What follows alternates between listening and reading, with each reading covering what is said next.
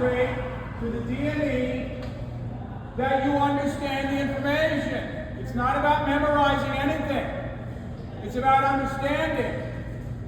If you memorize, then you're good for that one little portion. But when somebody wants to turn the tricks and say, you know what, we're not going to ask you that question exactly the way that you're used to it. We're going to ask the question the way that we believe you'll be able to demonstrate to us that you know the information, if indeed you do know the information. So as a DME, I can tell you that the questions are changed quite often. And even the DMEs have to keep up with it, and it's very difficult. So my recommendation is this. I'm going to give you a few pointers on what to do in order for you not to have failure after failure after failure. The general message is, and this is going to be tough for some people to hear, because even as I say it, you still won't understand what I'm saying, is not to waste time. That's the message. And I've witnessed today in this school people literally wasting time. I'm talking about like playing cards when you could be learning and reviewing everything from general to whatever class you're into now. You should be reviewing everything constantly. Why? Because you're not going to remember everything necessarily from the first day you came to this school. I certainly don't. I have, what is that called? Selective memory. I only remember what I need to remember.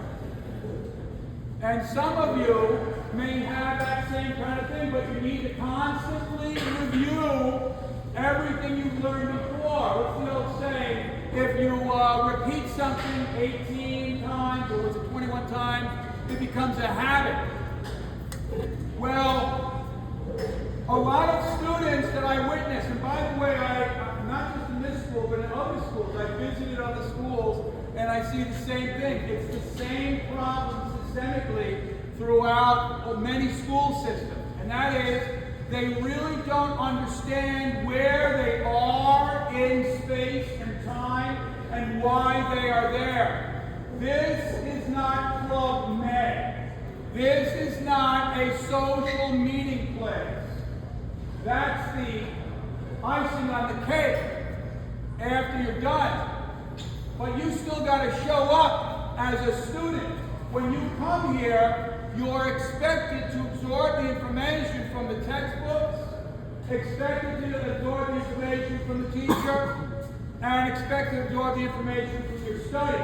Oh, now what if the teacher's not there? Or what if we got COVID? Or something like that. The burden is still on the student to cover those ACS codes.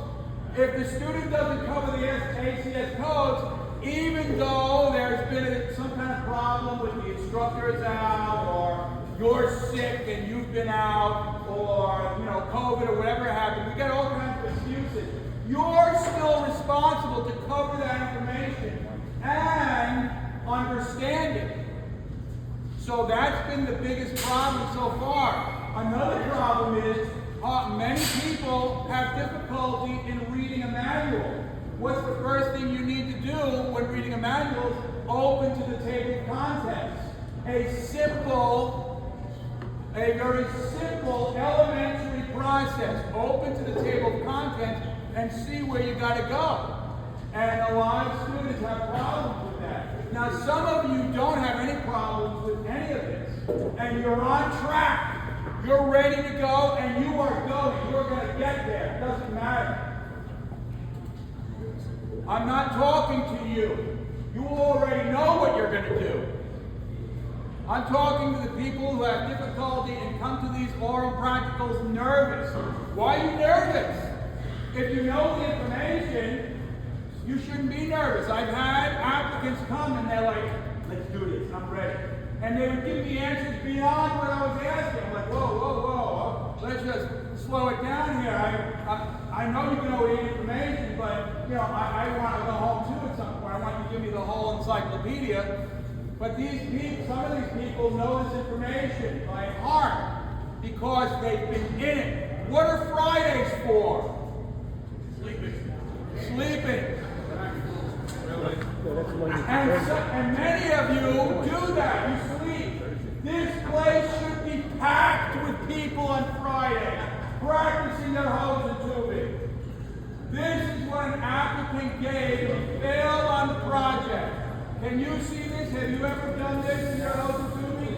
Can you see from there, even if you were blind, that this is unacceptable? Look at the frame coming out of here. This is what the applicant handed in.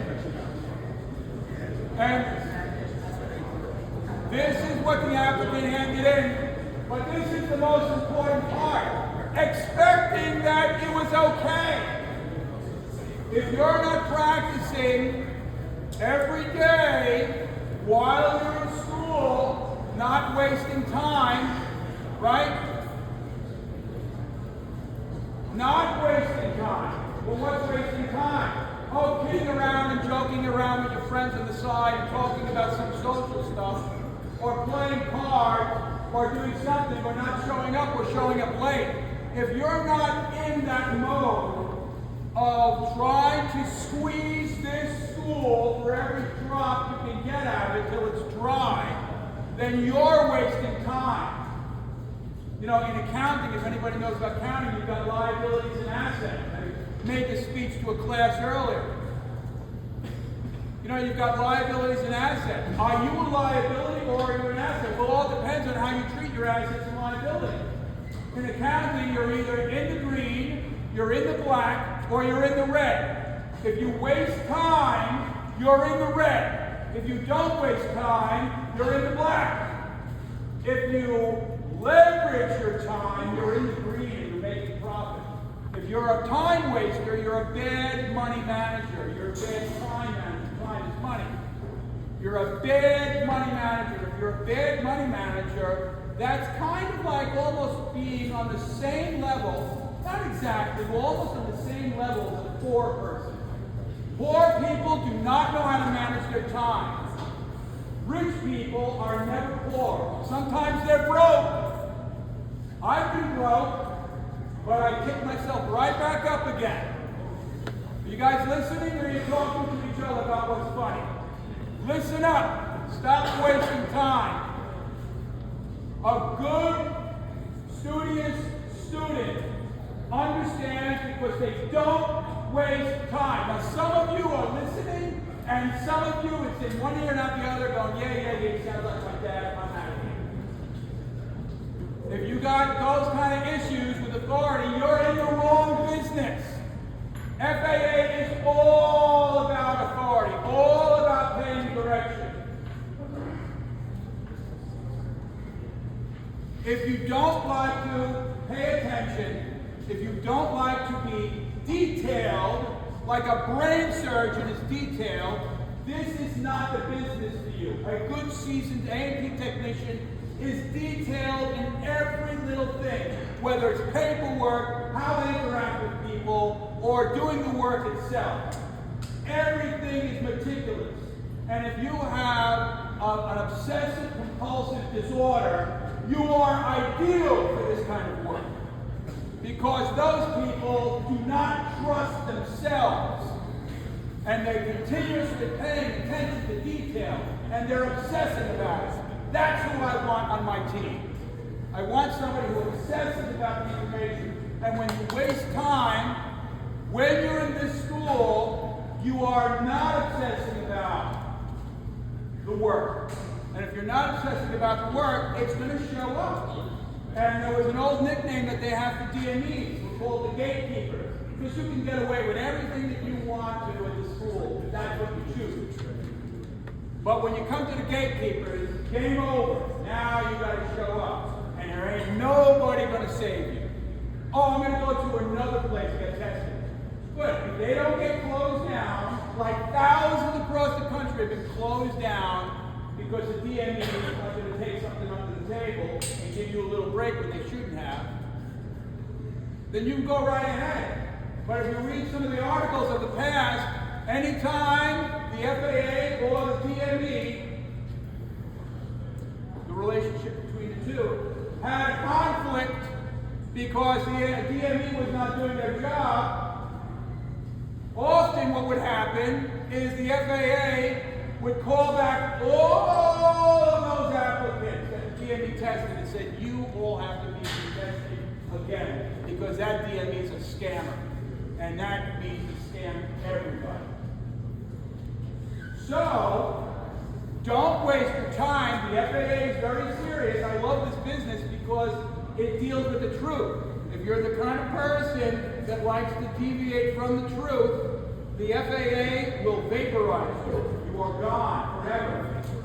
If you're a person that makes mistakes and you try to adjust the mistake, the FAA says, you know what, you're good. Just adjust and move forward. We got that, you made a mistake. But if you try to deviate from the truth and try to scam the system, the FAA will eliminate you from the wording that says, this person is an aviation technician. So my words of advice here, I have a little thing here about what you need to do. If you find out that you're dealing with the ACS codes, which you know what they are, you need to deal with all those ACS codes, especially in the skills area. You need to research it yourself and say, have I covered that area in my projects? Am I here every Friday? This place is open at 8 o'clock and there's no closing time that I'm aware of. I didn't ask the Callan, but I've never seen a closing time on Friday. If anybody's here, students are here, they just keep on rolling. So 2:30, class is over. Who stays after to do more work and tap into one of the instructors? Who does that? Last Friday I was here. Jim, where's Jim? Jim was here. He was doing tires and brakes and all that stuff, and it was beautiful. And I don't know, there may have been other instructors, but that's all I saw. Walking the other students aren't here asking the instructor, how can I improve myself? Can you help me with this project and that project? If you're not here and you're not practicing it, then you're taking a risk. And if you take a risk, if I was, had $1 million and I say you're going to take a risk with you and your mentality, I wouldn't do it. I would take a risk with the people that Jim had on Friday because they're here trying to apply themselves when they had time. They were leveraging their time. So the other thing is, you need to know the difference in the different systems, and this has been a problem. You need to know some basic stuff. Like, do you know that all stainless steel exhaust systems are stainless steel? All exhaust systems in aviation are stainless steel. Did you know that? If you didn't know that, if somebody's going to go, no, I didn't know that. You're supposed to know that when you get into your power plant sections. Let's see. So I do want to tell you that I noticed this, and I tell Mr. Jordan this, that I do see people leaving early, on a daily basis. At the DME, I'm here, and I'm wondering not only what instructor, what teachers allow that to happen, but why would you want to leave?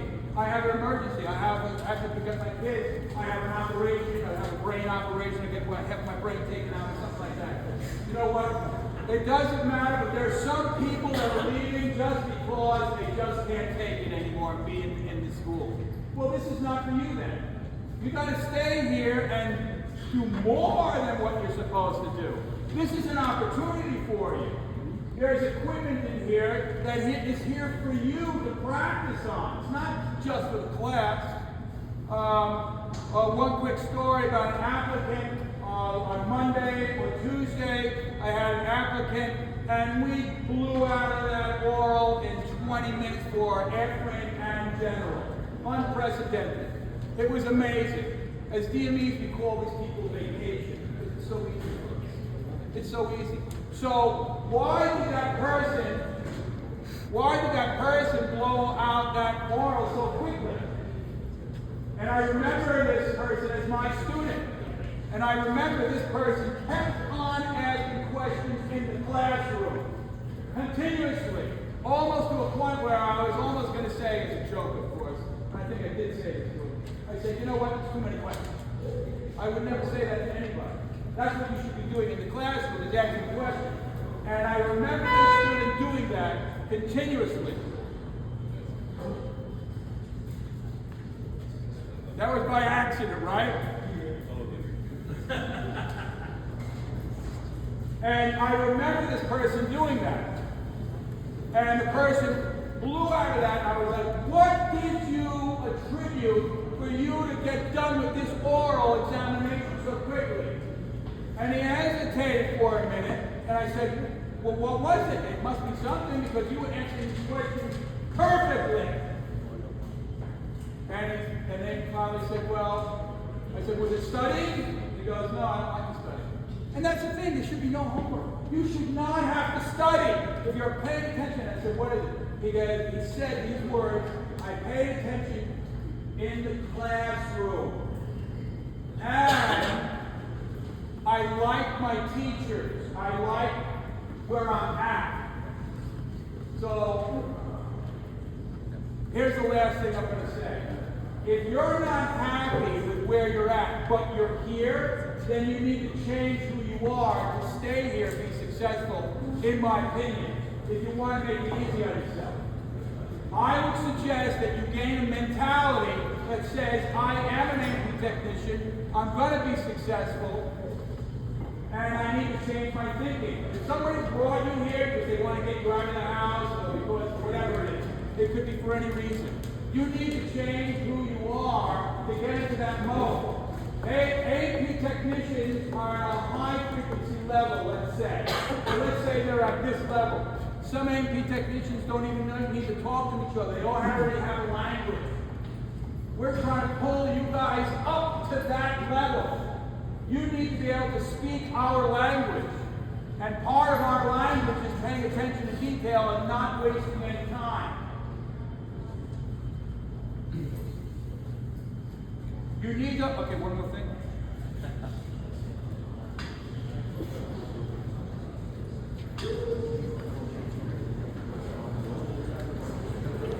Everybody with their general airplane or power plant certification, stay here after I'm done. So the last thing you guys are always asking, do you study the ASA or the Jefferson?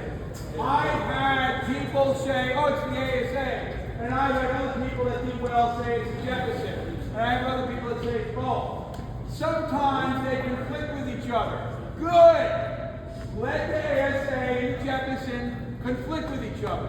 Because when it does, it forces you to do the research to find out what the real answer is. And in addition to that, if you want to understand the information as opposed to memorizing it, which is what I mentioned earlier, if you want to, look at the study guide, look at the question, go into the textbook that depicts and words that question almost identically, highlight those words in the textbook, make note of the question number in the study guide or the prepware, put that next to that highlight, look at the paragraph before the highlight, bracket it out, look at the paragraph after the highlight, bracket that out, study that whole 3 or the whole 2 paragraphs just to understand that one question.